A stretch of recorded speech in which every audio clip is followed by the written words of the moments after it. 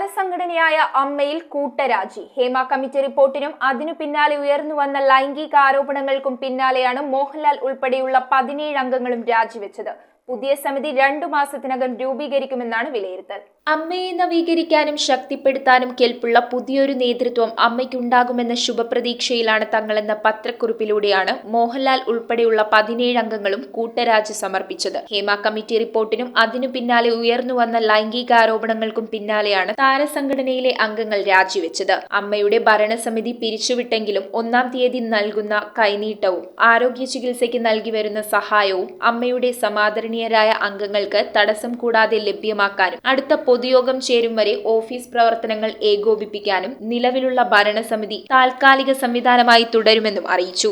ഓൺലൈനായി ചേർന്ന യോഗത്തിലാണ് തീരുമാനം. പ്രസിഡന്റ് മോഹൻലാലിനു പുറമെ വൈസ് പ്രസിഡന്റുമാരായ Jayan Cherthala, Jagadish, joint secretary Baburaj, treasurer Unni Mukundan തുടങ്ങിയവരും എക്സിക്യൂട്ടീവിലെ മറ്റ് അംഗങ്ങളുമാണ് രാജിവെച്ചത്. News desk metro 7.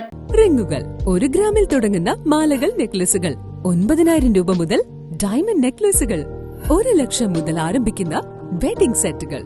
കൂടാതെ നിങ്ങളുടെ പഴയ സ്വർണത്തിന് ഏറ്റവും ഉയർന്ന മൂല്യവും. Maharaja gold and diamonds